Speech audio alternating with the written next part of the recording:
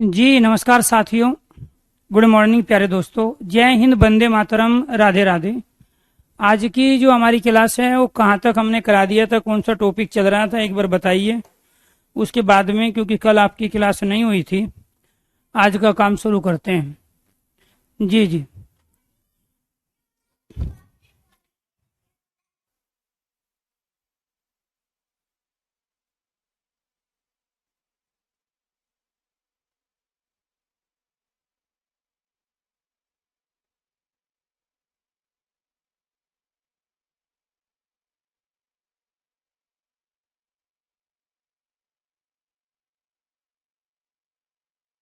जी, किसी का भी कोई डाउट हो तो अपना डाउट लीजिए।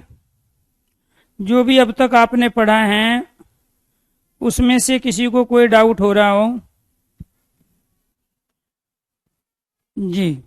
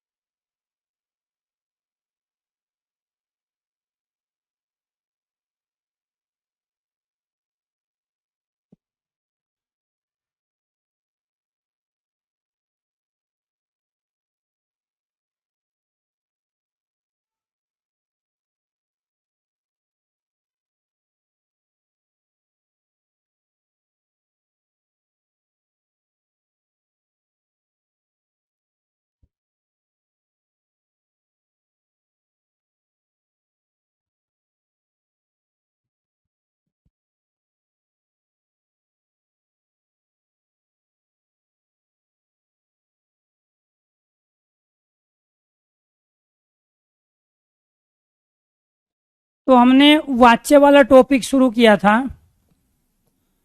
और इस वाच्य के भेदों के बारे में हम चर्चा कर रहे थे। वाच्य के भेद, तीन भेद होते हैं। इनमें से एक भेद होता है कर्तवाच्य, दूसरा भेद होता है कर्मवाच्य, तीसरा भेद होता है भाववाच्य। कर्तवाच्य के बारे में तमाम कंडीशन आपके सामने रख दी गई थी। इससे पहले जो क्लास हुई, कल आपकी क्लास नहीं हुई थी, परसों वाली क्लास में कुछ कर्मवाच्य की कंडीशन आपको बताई गई। तो आज हम दूसरा भेद पढ़ेंगे और वो है हमारा कर्मवाच्य। अगर मेरी आवाज आप तक सही पहुंच रही है और जो बोर्ड पे लिखा है वो सब कुछ क्लियर दिखाई दे रहे हैं तो एक बार सारे स्टूडेंट ओके कीजिए, यस कीजिए। कर्मवाच्य क्लियर। कर्मवाच्य के अंतर्गत क्या है? वाक्य में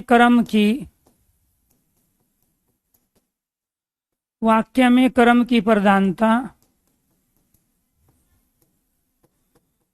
वाक्य में कर्म की प्रधानता होती है। दूसरा,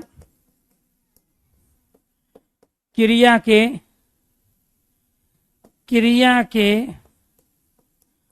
फल का प्रभाव, क्रिया के फल का प्रभाव सीधे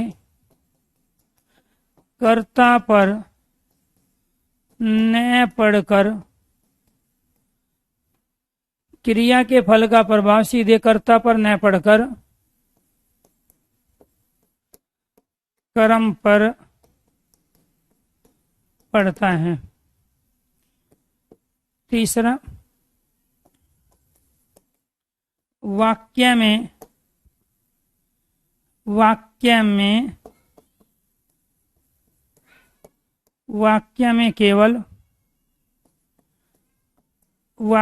केवल सकर्मक, क्रिया का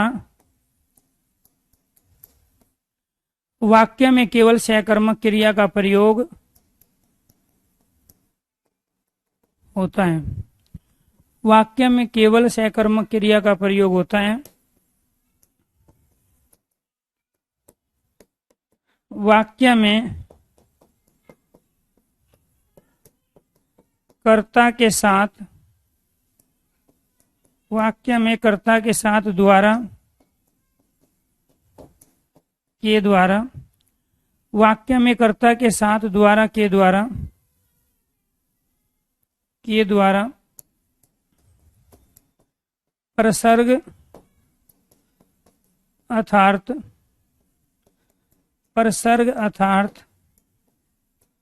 कारक चिन्ह। वाक्य में कर्ता के साथ द्वारा के द्वारा प्रसर्ग अर्थात कारक चिन्ह का प्रयोग किया जाता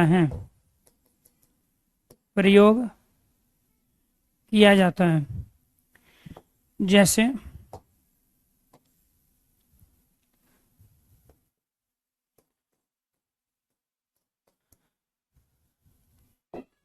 एक कंडीशन और लिखो। वाक्य में क्रिया का लिंग वचन पुरुष। वाक्य में क्रिया का लिंग वचन पुरुष कर्म के अनुसार रहता है।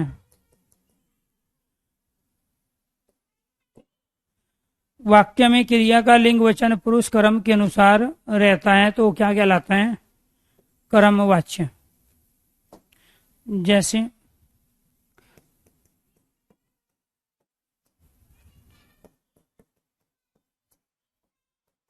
सहवाग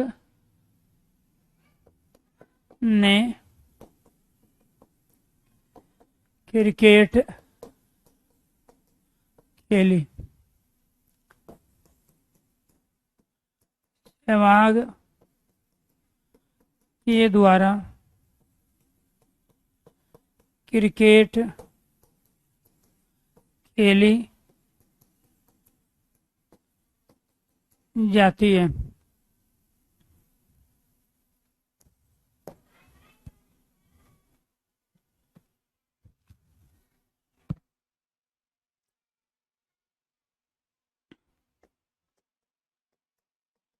देवेश ने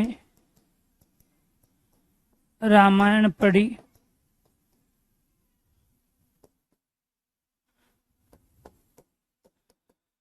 सीता ने नृत्य किया।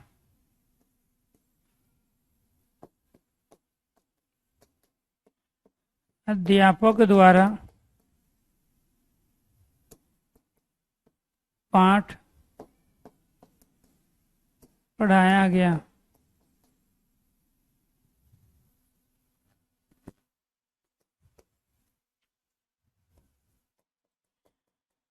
छात्रों ने पुस्तक पढ़ी या राम ने पुस्तक पढ़ी। भारत पाकिस्तान युद्ध में हजारों सैनिक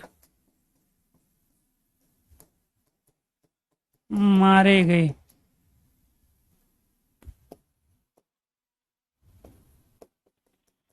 छात्रों ने नाटक प्रस्तुत किया। तो ये 8 सेंटेंस है और 8 के 8 हमारे किससे संबंधित हैं?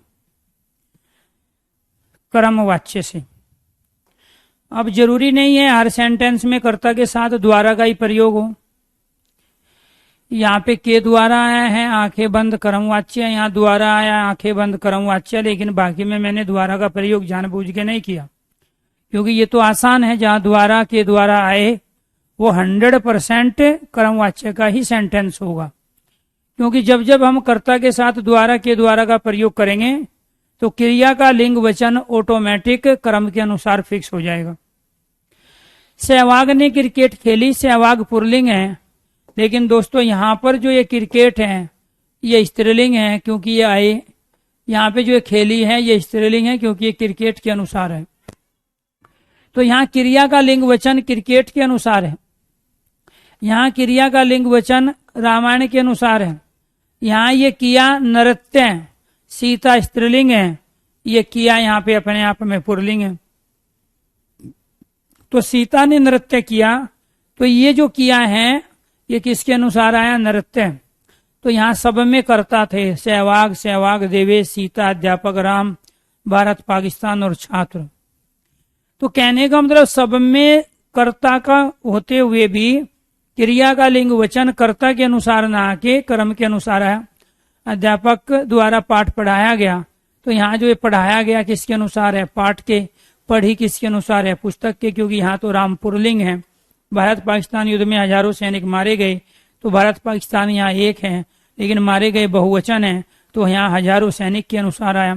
छात्रों ने नाटक प्रस्तुत किया, छात्रों बहुवचन है, लेकिन प्रस्तुत किया यहाँ एक वचन है, क्योंकि यहाँ नाटक एक वचन है, इसलिए यहाँ नाटक क्रम है, यहाँ हजारों सैनिक क्रम है, यहाँ पुस्तक क्रम है, यहाँ नृत्य क्रम है, यहाँ रामायण और क्रिकेट क्रम के रूप में आए हैं, यहाँ पाठ क्रम के रूप में आया है, इसीलिए सब क्या कहलाए? क्रम वाच्य के सेंटेंस कहलाए। तो ये सारे के सारे हमारे किसके सेंटेंस हैं? क्रम वाच्य के। अगर क्रम वाच्य समझ में आ गया है तो आपको ये ध्यान रखना है कि एक बार सारे स्टूडेंट ओके कीजिए, यस कीजिए, क्योंकि यहाँ क्रिया का लिंग वचन कर्म के अनुसार है। वाक्य में कर्म की प्रधानता होती है, कर्म की प्रधानता है तभी क्रिया का लिंग वचन कर्म के अनुसार है। क्रिया के फल का प्रभाव सीधे कर्ता पे ना पड़ के कर्म पे पड़ता है। वाक्य में केवल सहकर्मक क्रिया का प्रयोग है। ये सारे के सारे सेंटेंस सहकर्मक क्रिया के थे, इनमें कोई भी सेंटेंस अकर्मक क्रिया का था ही नहीं। वाक्य में कर्ता के साथ द्वारा का प्रयोग, के द्वारा का प्रयोग अर्थात परसर्ग कारक चिन्ह का प्रयोग किया जाता है। वाक्य में क्रिया का लिंग वचन और पुरुष किसके अनुसार? कर्म के अनुसार। क्रिया का लिंग, क्रिया का वचन, क्रिया का पुरुष कर्म के अनुसार। 3 प्रकार के लिंग, पुरलिंग, स्त्रीलिंग, नपुंसक, उभयलिंग। 2 प्रकार के वचन, एक वचन और बहुवचन। 3 प्रकार के पुरुष, उत्तम पुरुष, मध्यम पुरुष और अन्य पुरुष। तो यहाँ आपको ध्यान रखना है ये सब क्या है? कर्म के अनुसार। तो यहाँ पर ये सारी की सारी कंडीशन पांचों की पांचों इन 8 सेंटेंस पे अप्लाई हो रही है। तो एक तो ये सारे के सारे हमारे किस क्रिया के हैं? सहकर्मक क्रिया के उदाहरण हैं। और आपको ये भी ध्यान रखना है जो हमारे कर्तवाच्य के सेंटेंस हैं उसमें दोनों प्रकार की क्रिया प्रयोग होती है, सहकर्मक भी और अकर्मक भी। लेकिन कर्मवाच्य में केवल और केवल सहकर्मक क्रिया है। तो ये सारे के सारे सेंटेंस सहकर्मक क्रिया के तो है ही, लेकिन इसमें क्रिया का लिंग वचन कर्म के अनुसार आने पर ये सारे कर्म प्रधान अर्थात कर्मवाच्य के सेंटेंस हो गए। इसके बाद तीसरा जो है हमारा वो क्या है? भाववाच्य। तीसरा क्या है? भाववाच्य।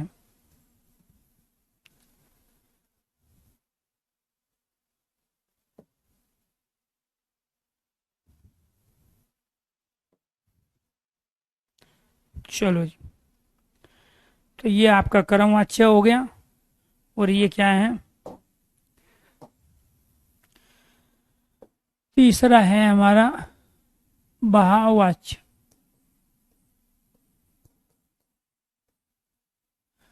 भाववाच्य कहाँ होगा?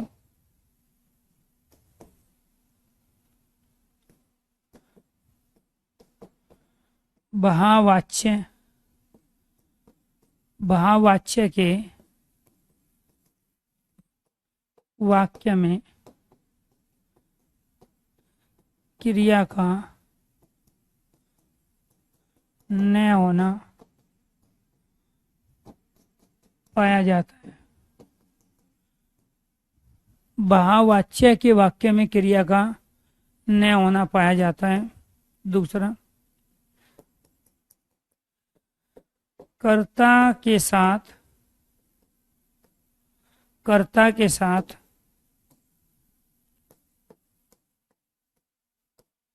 कर्ता के साथ से कारक चिन्ह, कर्ता के साथ से कारक चिन्ह तथा क्रिया से पहले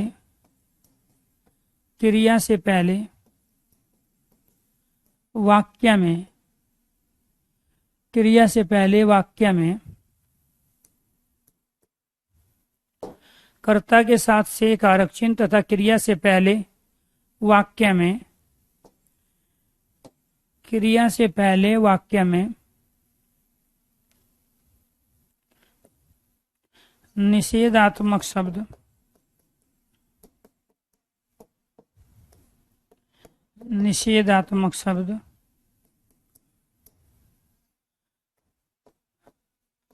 निषेधात्मक शब्द नहीं, निषेधात्मक शब्द नहीं का प्रयोग किया जाता है।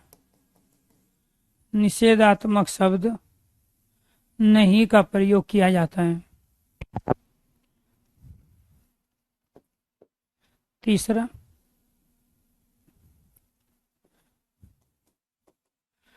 वाक्य में क्रिया अन्य पुरुष एक वचन, वाक्य में क्रिया अन्य पुरुष एक वचन की प्रयुक्त होती है, प्रयुक्त होती है। जैसे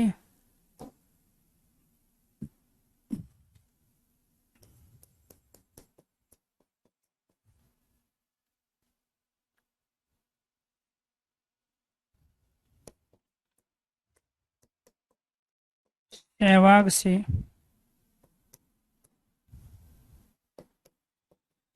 क्रिकेट खेली नहीं जाती, सहवाग से क्रिकेट खेली नहीं जाती। दूसरा,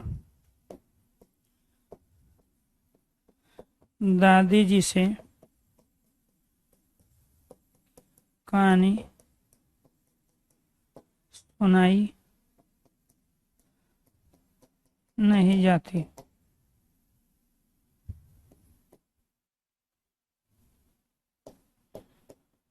दादाजी से चला नहीं जाता।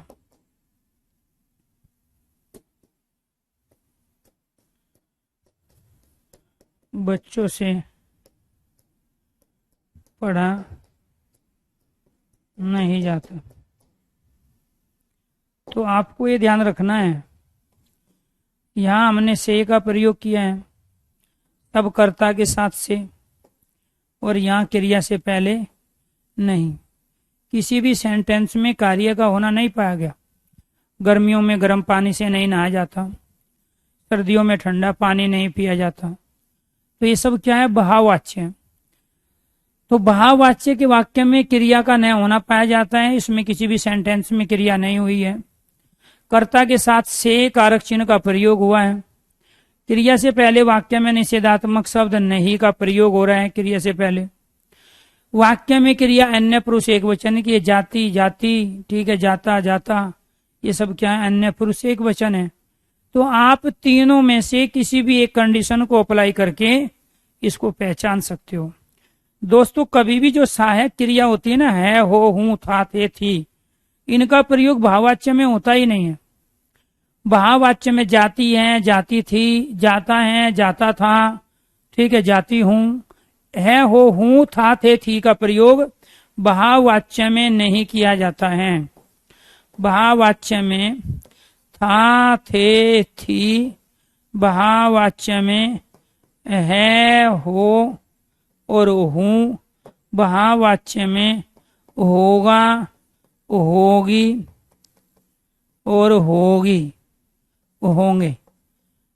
ठीक है। भाववाच्य में चूका, चूकी और चूके, ये जो हेल्पिंग वर्ब है, सहायक क्रियाएं हैं, इनका प्रयोग होता ही नहीं है। तो इसीलिए आपको ध्यान रखना है कि ये सब क्या है। जहां भी हेल्पिंग वर्ब, सहायक क्रिया, था, थे, थी, है, हो, हूं, होगा, होगी, होगी, चूका, चूकी, चूके का प्रयोग ना हो, वो भाववाच्य के सेंटेंस है।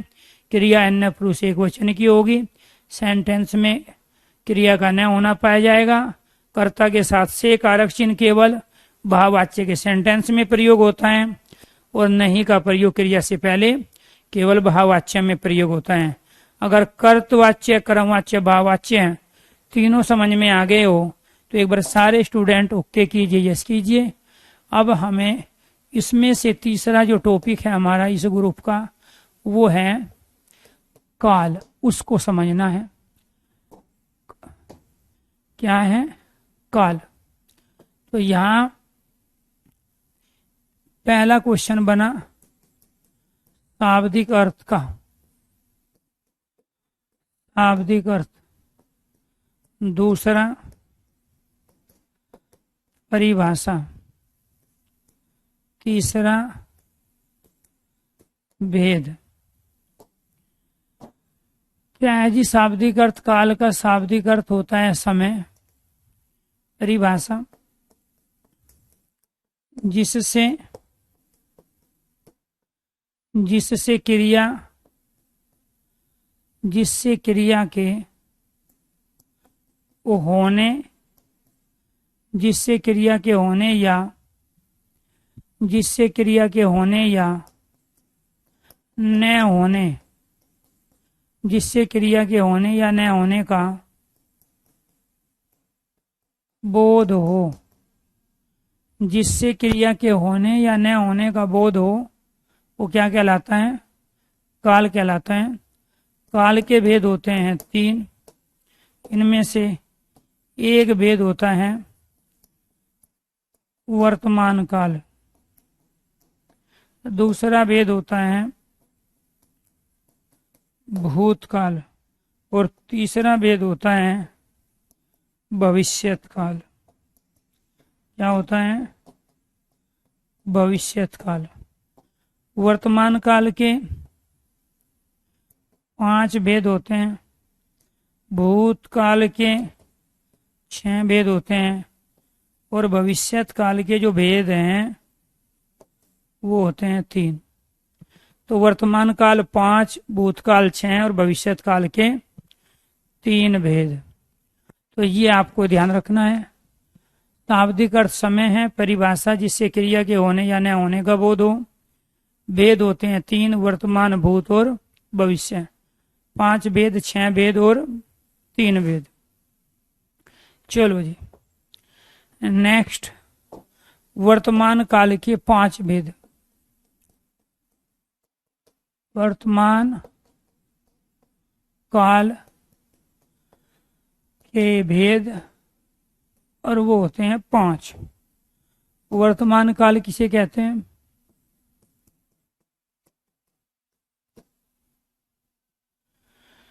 चल रहे वर्तमान काल, चल रहे समय में होने वाली क्रिया किसकी होगी? वर्तमान की। जहां क्रिया में निरंतरता अर्थात कंटिन्यूटी हो, जहां क्रिया में निरंतरता हो, जो क्रिया आरंभ तो हो गई हो परंतु समाप्त न हुई हो। जो क्रिया आरंभ तो हो गई हो परंतु समाप्त न हुई हो, क्या कहलाती है? वर्तमान काल की क्रिया कहलाती है। वो क्या कहलाएगी? वर्तमान काल की क्रिया। क्लियर? वर्तमान काल के भेद। पहला भेद सामान्य वर्तमान काल। कहाँ होगा सामान्य वर्तमान काल? ये कंडीशन अप्लाई करो। मूल क्रिया, इसी मूल क्रिया को धातु भी कहते हैं। इस मूल क्रिया के बाद में ता, ती, ते में से कोई एक मिलेगा और इसके बाद में मिलेगा है, हो और हूं। तो मूल क्रिया ता, ते, ती के बाद है, हो, हूं हो, वो सामान्य वर्तमान काल की क्रिया होती है। दूसरा, जहां वाक्य में क्रिया सामान्य तरीके से आरंभ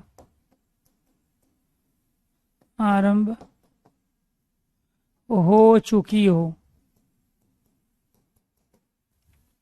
तो उसे क्या कहते हैं? सामान्य वर्तमान। कैसे? जैसे राम स्कूल जाता है,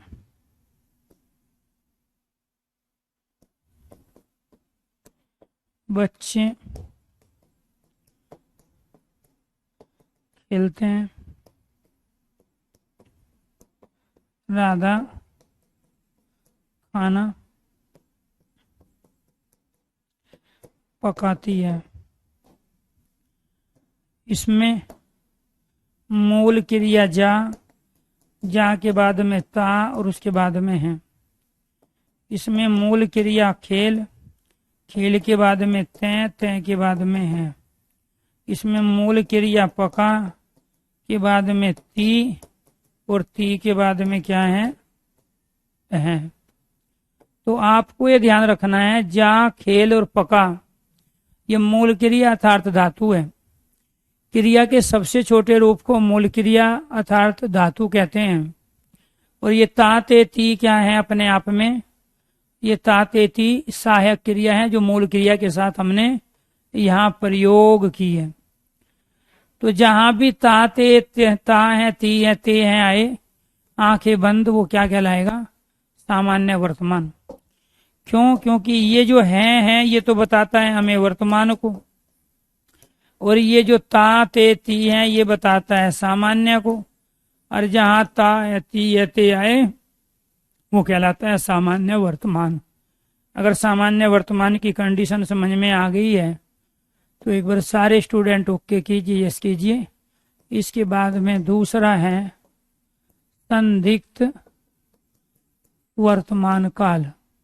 दूसरा क्या है? संदिग्ध वर्तमान काल। संदिग्ध वर्तमान कहाँ होगा? जहां कार्य के होने में वर्तमान में संदेह हो। जैसे मूल क्रिया होगी जिसको धातु कह रहे हैं, जो क्रिया का सबसे छोटा रूप है।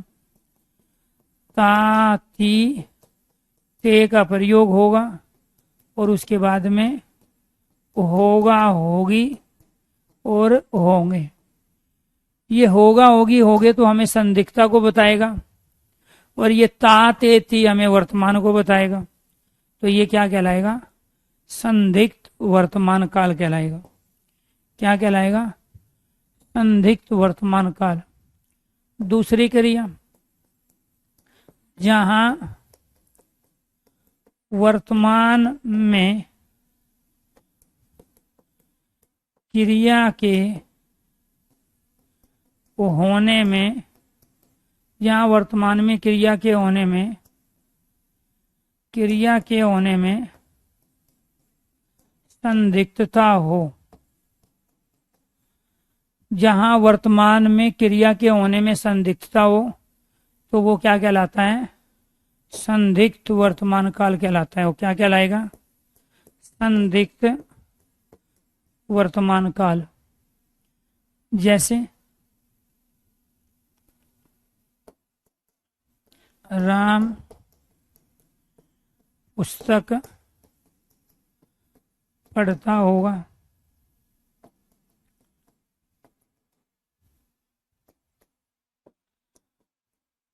बच्चे पार्क में खेलते होंगे। बच्चे पार्क में पढ़ता होगा, खेलते होंगे। बच्चे पार्क में खेलते होंगे। तीसरा, राधा गीत गाती होगी। यहाँ पर क्या हुआ? यहाँ पर मूल क्रिया पढ़ ता इसमें लगा होगा। यहाँ क्या लगा है? होगा। यहाँ पे मूल क्रिया धातु खेल, इसमें लगा ते, और यहाँ पे क्या प्रयोग होगा? होंगे। यहाँ मूल क्रिया गा, क्रिया का सबसे छोटा रूप, यहाँ पे ती, और यहाँ पे क्या है? होगी। आपको ये ध्यान रखना है दोस्तों, ये होगा होगी हमें किसको बता रहे हैं? ये संदिग्धता को बता रहे हैं। और ये ताते ती किसे बता रहे हैं हमें? ये वर्तमान को बता रहे हैं। और ये किसे बता रहे हैं? ये मूल क्रिया और धातु को बता रहे हैं। प्यारे दोस्तों, आपने यहाँ एक चीज समझी डेफिनेशन में। क्या? डेफिनेशन में आपने यहाँ समझा है जिससे क्रिया के होने या न होने का बोध हो। बोध कहते हैं समझ को, ज्ञान को, जिससे हमें क्रिया के होने का और न होने का ज्ञान हो।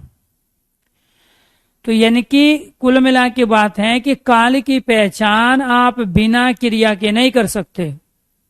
तो काल को पहचानने के लिए हमें यहाँ पर राम और स्कूल, बच्चे, राधा और खाने की आवश्यकता नहीं है। हमें काल को पहचानने के लिए राम और पुस्तक, बच्चे, पार्क, राधा और गीत हमें काल नहीं बताएगा। हमें काल बताएगा क्रिया का स्वरूप। और क्रिया का स्वरूप क्या है? कि मूल क्रिया के बाद ताते ती के बाद होगा होगी होगा। तो यहाँ मूल क्रिया पढ़ है, यहाँ मूल क्रिया खेल है, यहाँ मूल क्रिया गा है, इसके बाद ताते ती लगा है, इसमें होगा होगी होगे। होगा होगी होगी हमें संदिग्धता को बता रहे हैं, ताते ती हमें वर्तमान को बता रहे हैं। उसी को क्या कह रहे हैं हम? उसी को कहते हैं हम संदिग्ध वर्तमान काल। तो अगर चीजें समझ में आई तो एक बार सारे स्टूडेंट ओके कीजिए, यस कीजिए। इसके बाद तीसरा है हमारा अपूर्ण वर्तमान। अपूर्ण वर्तमान या तात्कालिक वर्तमान। अपूर्ण वर्तमान या तात्कालिक वर्तमान काल। अपूर्ण वर्तमान काल का ही दूसरा नाम तात्कालिक वर्तमान काल होता है।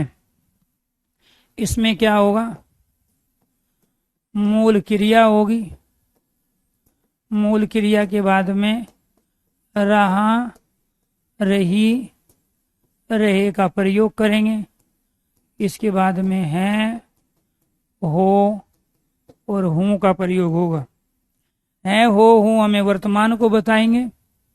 रहा, रही, रहे हमें अपूर्णता को बताएंगे। दूसरा, जहां जहां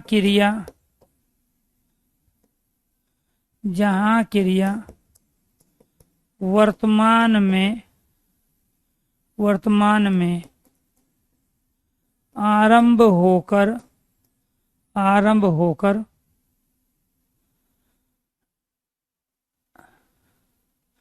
वर्तमान में आरंभ होकर पूर्ण ना हो, अर्थात क्रिया में निरंतरता पाई जाए, अर्थात क्रिया में निरंतरता, कंटिन्यू निरंतरता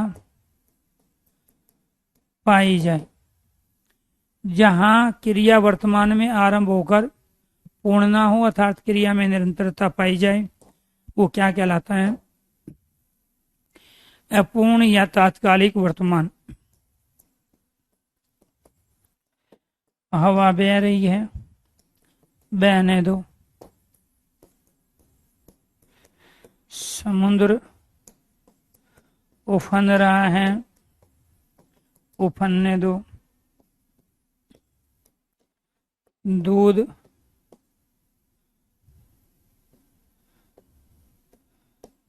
उबल रहा है, गैस बंद कर दो।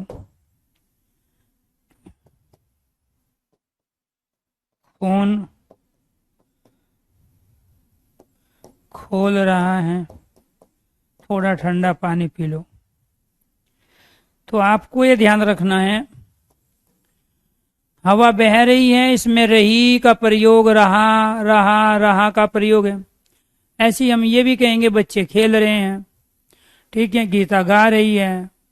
तो जब भी हम रहा रही का प्रयोग करें है हो के साथ तो है पूर्ण वर्तमान, और इसमें है हो हूं छोड़ दूं तो इसके स्थान पे था थे थी लगा दूं। हवा बह रही थी, समुद्र उफन रहा था, दूध उबल रहा था, खून खोल रहा था। तो आपको ये ध्यान रखना है। तो ये ही अपूर्ण भूतकाल के सेंटेंस बन जाएंगे। तो वर्तमान काल के सेंटेंस को भूतकाल के सेंटेंसों में भी परिवर्तित कराया जा सकता है, और भूतकाल के सेंटेंस को वर्तमान काल में भी परिवर्तित कराया जा सकता है।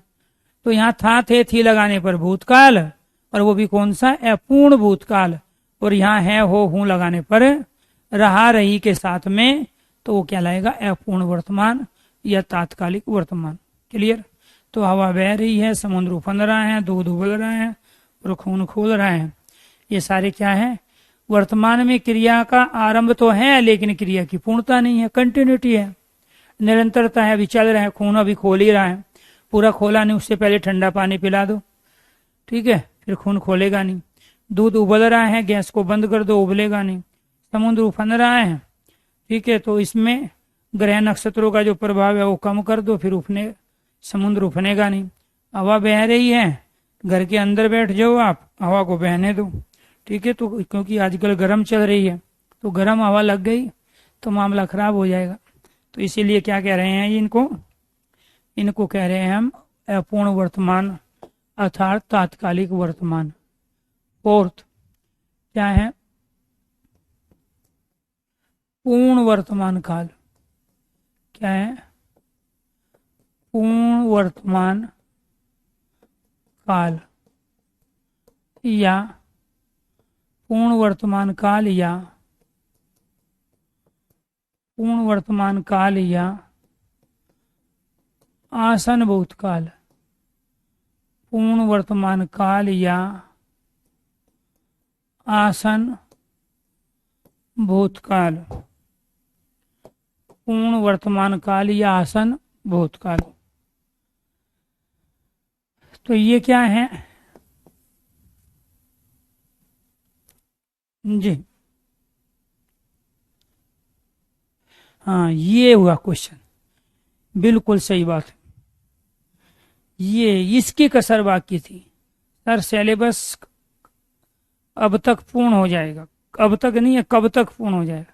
आज से क्लास लेनी बंद कर दो नरेश जी, सिलेबस पूरा हो गया, ठीक है। जब पढ़ते पढ़ते थक जाओ, पढ़ते पढ़ते बोर हो जाओ, जब पढ़ते पढ़ते सर दर्द करने लगे तो किताबें बंद और दूर साइड में रख दो और फिर चले जाओ कैलाश पर्वत पर, ठीक है। अगर किताबों से पढ़ते पढ़ते बोरियत महसूस होने लगी, क्लास लेते लेते बोरियत महसूस होने लगे, कंटेंट ज्यादा हो तो उससे एकदम दूर हो जाओ, हट जाओ। और जैसे ही आप उससे दूर हो जाओगे, साल डेढ़ साल के लिए आप मानसरोवर पर, कैलाश पर्वत पर, हिमालय की गोद में या अनेक गुफाओं में जहां लोगों को विशेष ज्ञान की प्राप्ति हुई है, अगर वो ज्ञान प्राप्ति होगी तो आप टीचर ना बन के फिर भारत के प्रधानमंत्री बन सकते हो, ठीक। क्योंकि नरेंद्र मोदी ऐसे ही बने थे, वो पढ़ाई पढ़ते पढ़ते बोर हो गए, सिलेबस पूरा हो ही नहीं रहा था। ठीक है, क्यों? क्योंकि नौकरी तो चाहिए थी 55,000 की नरेंद्र मोदी जी को, 60,000 65,000 की नौकरी चाहिए थी उनको, और 10 दिन 15 दिन पढ़ने से हो गए बोर। ठीक है, कंटेंट हो गया जल्द ज्यादा, तो फिर वो चले गए थे उत्तराखंड में, और उत्तराखंड में जाके वहां पे रहे कई साल तक, और फिर वहां तपस्या साधना करने के बाद फिर आए, गुजरात के मुख्यमंत्री बन गए।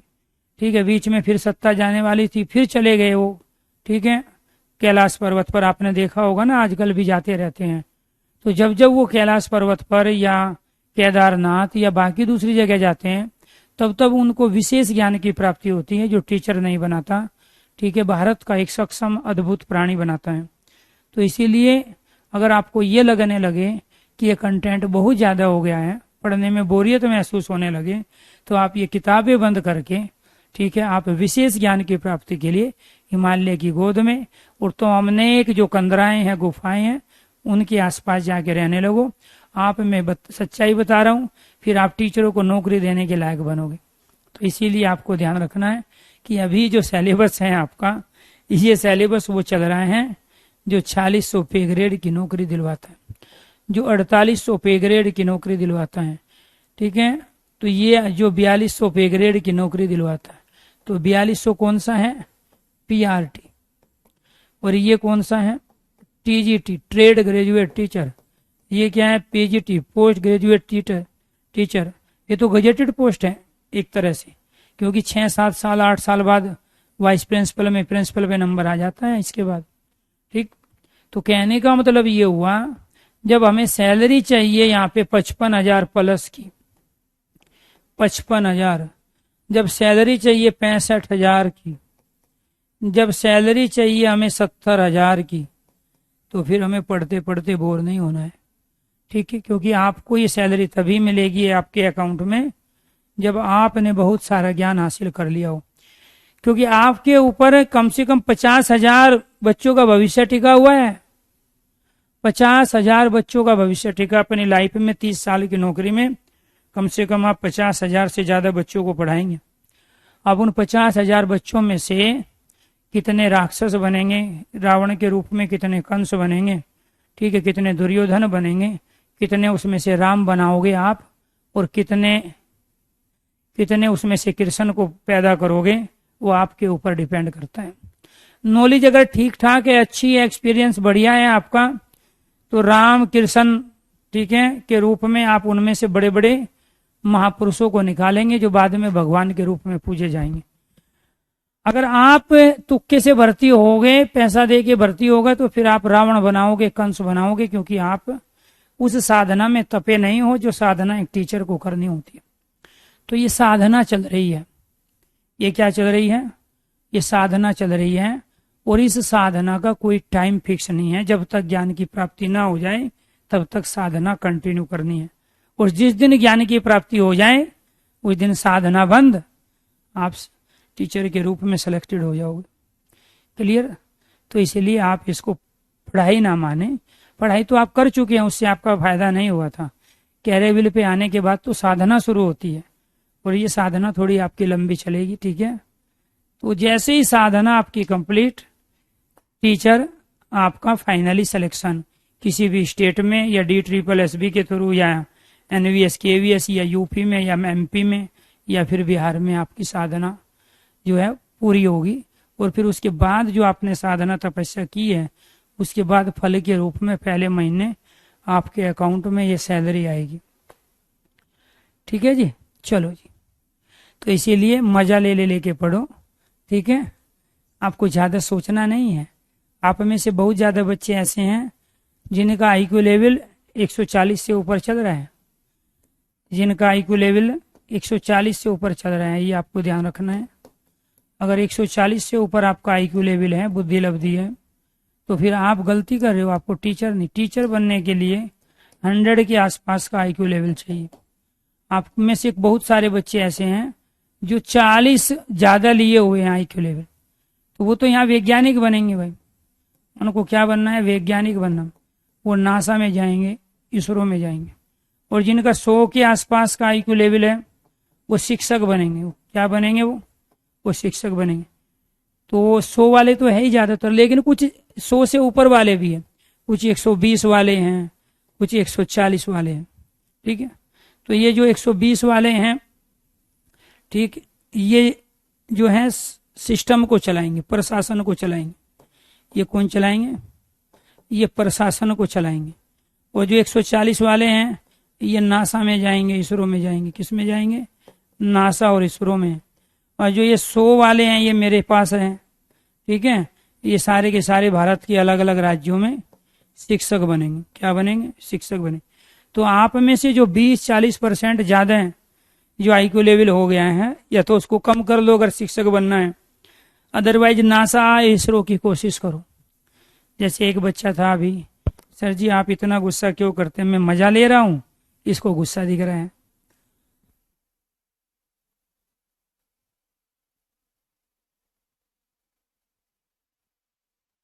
आप मजा देते हो इसलिए लोग मजे लेते हैं। अगर आप मजा दो नहीं तो किसी की हिम्मत नहीं है कोई आपसे मजा ले ले।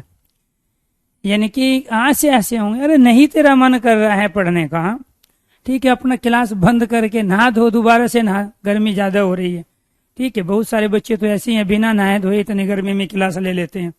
तो कम से कम अगर नहाने की आदत नहीं है तो हाथ पैर मुंह धो के क्लास लेने में ज्यादा मजा है, क्योंकि अचीवमेंट तभी होगा क्योंकि आप सरस्वती के नजदीक हो। और सरस्वती के नजदीक रह के आप जितना अपने आप को पवित्र करोगे और जितनी भी शुद्धता के साथ आप रहोगे, उतनी सरस्वती आप पे मेहरबान होगी। हम यहाँ आज खड़े हैं ना, आपको पढ़ा रहे हैं, ठीक है, 7वीं नौकरी कर रहे हैं, 6 छोड़ चुके हैं। उसके पीछे 15 साल की साधना है, 15 साल की। यहाँ आपको 2 महीने नहीं हुए, इतने में ही थक गए। या तो सपने मत देखो, और सपने देखने हैं तो फिर उनके लिए कंटिन्यू मेहनत करो। इतना आसान नहीं है टीचर बनना जितना आप सोच रहे हो। एक सीट पे लाखों बच्चे तैयार बैठे हैं, वैकेंसी का इंतजार कर रहे हैं, कब भर्ती आए, कब भर्ती आए, कब भर्ती आए। जितने सीटेट में आपके नंबर है, आपसे ज्यादा उनके नंबर है। जितने दिन से आप पढ़ रहे हैं उससे ज्यादा समय वो ऑलरेडी उस पढ़ाई को दे चुके हैं। जितने अच्छे कंटेंट के साथ आप पढ़ रहे हो उससे अच्छा कंटेंट वो आप अपने पास रेडी करके रखे हुए हैं, बस उनको रिवीजन करके पेपर में जाना है। जिसमें आप सिलेक्शन लेना चाहते हो ऑलरेडी वो सिलेक्टेड हो गए, अपने खाते में 55,000 सैलरी मंगवा रहा है NVS और KVS में, बशर्ते वो DSSS में आना चाहता है, क्योंकि उसकी जो जॉब है NVS KVS में वो 2, 4, 10 साल बाद दाएं बाएं इधर उधर बदलती रहती है। वहां उसका कल्चर नहीं है, वहां उसका खान पान हवा उसको सूट नहीं कर रही है, इसलिए वो दिल्ली आना चाहता है, यूपी में आना चाहता है, बिहार और राजस्थान में वापिस आना चाहता है। अब तमाम उन सिलेक्टेड कैंडिडेट के साथ आप लोगों का कंपटीशन है, इसलिए आप जाग जाओ। ठीक है, क्योंकि आप अगर जागोगे नहीं तो फिर इस मेहनत करने का कोई फायदा नहीं है। पढ़ाई को पढ़ाई की तरह करोगे तो सूचना इकट्ठी करते रहोगे, और सूचना इकट्ठी करके केवल एग्जाम दिए जा सकते हैं, सिलेक्शन नहीं लिए जा सकते हैं। लेकिन अगर साधना की है तो फिर 100% सिलेक्शन आपका होगा। ठीक है, आप में से बहुत सारे बच्चे अभी हवा में हैं। तो पूर्ण वर्तमान या आसन भूतकाल इसे कहते हैं। आसन भूतकाल कहते हैं निकट को, समीप हो, जो वर्तमान के निकट हो। आसन का मतलब क्या है? निकट और समीप। तो जो वर्तमान के निकट हो वो कहलाता है आसन भूतकाल। पूर्ण वर्तमान क्या है? मूल क्रिया होगी, और मूल क्रिया की देखा नहीं एक बच्चे ने, ठीक है, कितना आपको मजा दिया, कितना ज्ञान दे दिया। ये है, 1-2 बच्चा क्लास में ऐसा होना चाहिए। आ, ई, या, ये और ये। तो जहां भी मूल क्रिया के बाद आ, ई, ए या ये आ जाए उसको क्या कहेंगे? उसको कहेंगे पूर्ण वर्तमान। क्या कहेंगे? वर्तमान। दूसरी कंडीशन देखिए जी, इसमें क्या है? दूसरी कंडीशन ये है, ठीक, मतलब मुझे अफसोस क्यों हुआ, मैंने क्यों कहा कि आपका IQ लेवल 140 से ऊपर है। जिस बंदे को अपना सिलेबस ही नहीं पता कि अभी तक की हिंदी की क्लास में कितने टॉपिक उसने पढ़ लिए, और आपका सिलेबस क्या है आपकी भर्ती का, और उसमें से कितने टॉपिक बचे हैं, तो फिर पढ़ाने वाला तो आपको कुछ भी पढ़ा के चला जाएगा। फिर तो आप विद्वान लेखक साहित्यकारी बनोगे। आपका सिलेबस क्या है आपको पता होना चाहिए। टीचर आपको सिलेबस बता रहा है तो फिर आप उसी स्थिति में हो जैसे आप प्राइमरी में थे।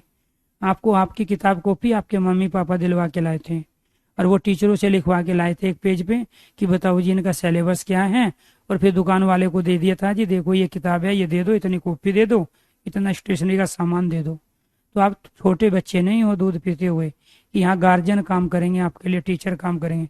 आप जिस भी भर्ती में सिलेक्शन लेना चाहते हो उस भर्ती में प्रत्येक सब्जेक्ट का सिलेबस क्या है, उसमें कौन कौन से टॉपिक हैं, कौन से टॉपिक नहीं है, वो आपको पता होना चाहिए। अदरवाइज कोई भी सब्जेक्ट का कोई भी टीचर कुछ भी पढ़ा के निकल लेगा और आपको पता भी नहीं चलेगा। इसलिए सिलेबस का पता होना, ठीक है, आपकी जिम्मेदारी है। वैकेंसी आए या ना आए कंटिन्यू तैयारी करना आपकी जिम्मेदारी है। पोस्ट 1 हो या 1000 हो, अगर आपकी तैयारी अच्छी है तो एक पोस्ट पे भी सिलेक्शन होगा। मेरिट 100 पे जाए या 200 पे जाए या 200 प्लस पे जाए, अगर आपकी तैयारी अच्छी है तो आप मेरिट में होंगे। ये बेफालतू के क्वेश्चंस हैं। सर जी कितना बचा, सर जी कितने टॉपिक हैं, हमारे सिलेबस क्या है, फार्म कब आएंगे, पोस्ट कितनी है, ओबीसी की कितनी है, एससी की कितनी है, ओबीसी की मेरिट कितने पे जाएगी, एससी पे कितने जाएगी, सब बेफालतू की बकवास। ठीक है, पढ़ने वाले को इन सब से कोई मतलब नहीं होता। जो सिलेक्शन देने वाले कैंडिडेट हैं इनसे कोई मतलब नहीं होता। उनका काम ये है कि ये हमारा सिलेबस है, ये पेपर में इस तरह के क्वेश्चन आते हैं, प्रीवियस क्वेश्चन पेपरों में ऐसे क्वेश्चन पूछे गए, इनका ओरिजिनल कंटेंट ये है और इस कंटेंट को क्लियर करके हमें अपने आप को तैयार करना है जब तक हमारे एग्जाम की डेट नहीं आती। ये मुद्दा है। आप काम कहाँ कर रहे हो, करना आपको कहाँ है, और फिर कह रहे हो सर जी 4 साल हो गए जी हम तैयारी कर रहे हैं, हमारा सिलेक्शन नहीं हुआ सर जी। अब सर जी कौन सा इंजेक्शन लेके बैठे हैं कि अपना देंगे तो पट्ट देसी और तुम्हारे में जो है ज्ञान आ जाएगा। मैं तो कह रहा हूँ जितने टीचर बनने के लिए बुद्धि चाहिए उससे ज्यादा आप में है। मैंने कहा नहीं कि 100 का IQ लेवल चाहिए और काम कर रहे 120 140 पे, तो आप तो नासा में जाओगे भाई, टीचर थोड़ा ही बनोगे आप। इसरो आपका इंतजार कर रहा है, नासा आपका इंतजार कर रहा है। IQ लेवल चाहिए था 100 का, लगा दिया आपने 140 का, तो आप तो अद्भुत इंसान हो, सामान्य प्राणी थोड़े ही हो। तो वहां आप सामान्य बच्चों को पढ़ाओगे और बाकी कुछ मिलेंगे आपको प्रतिभाशाली बच्चे, वो आपके साथ जुड़ जाएंगे आपके कंटेंट के साथ। तो इसीलिए आपको ज्यादा नहीं दिमाग लगाना है। ठीक है, टीचर बनने के लिए जितने एफर्ट्स की आवश्यकता है उतने एफर्ट्स लगाइए आप।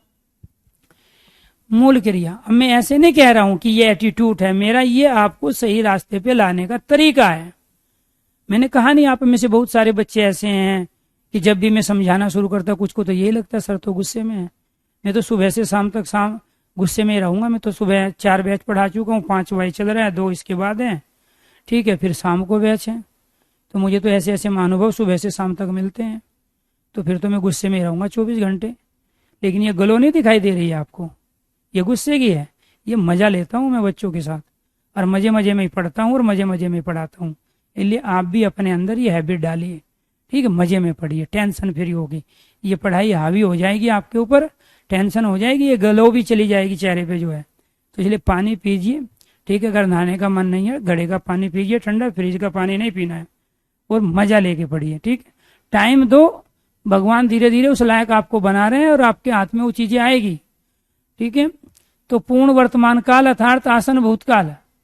ठीक है, मूल क्रिया आ ई या ये क्या कहलाता है, पूर्ण वर्तमान काल कहलाता है। जहां वर्तमान में क्रिया आरंभ होकर, जहां वर्तमान में क्रिया आरंभ होकर, जहां वर्तमान में क्रिया आरंभ होकर कुछ देर पहले, कुछ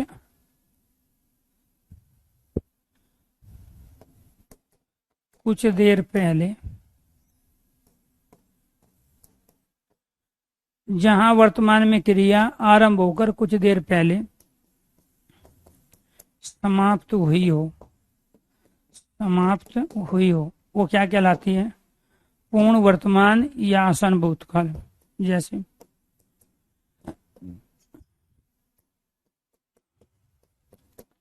रूस ने यूक्रेन पर मिसाइल गिराई।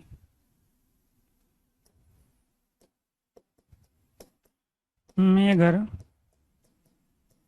आया।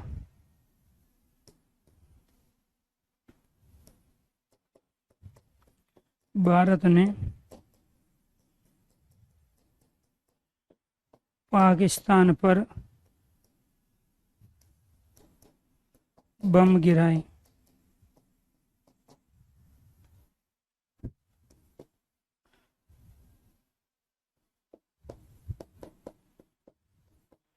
अमेरिका ने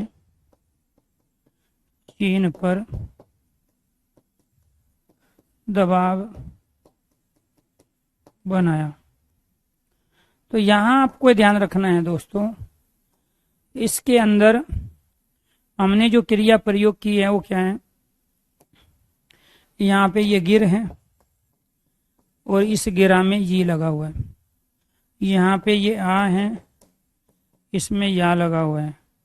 यहाँ पे ये गिरा है, इसमें ये लगा हुआ है।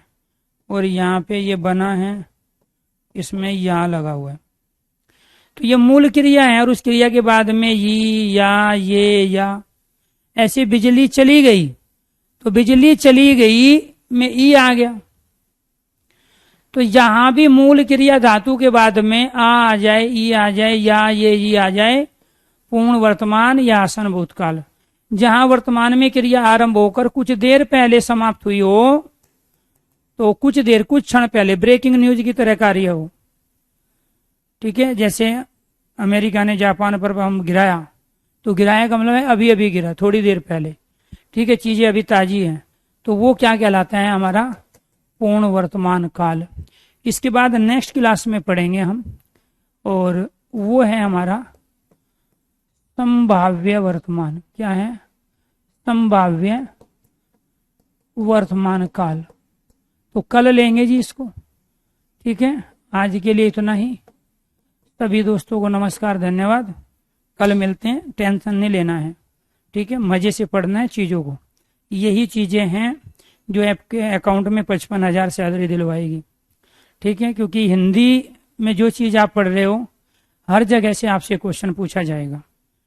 ठीक है, बाकी सब्जेक्ट में ऐसा नहीं है कि जीएस में आपने बहुत सारे लेक्चर अटेंड किए हो, पता चलेगा कि आपने जून के महीने में जो लेक्चर जीएस के लिए उसमें से एक भी क्वेश्चन पेपर में नहीं था। क्योंकि जीएस का एक बड़ा सिलेबस है, history, geography, political, economics, anything, बहुत सारी चीजें।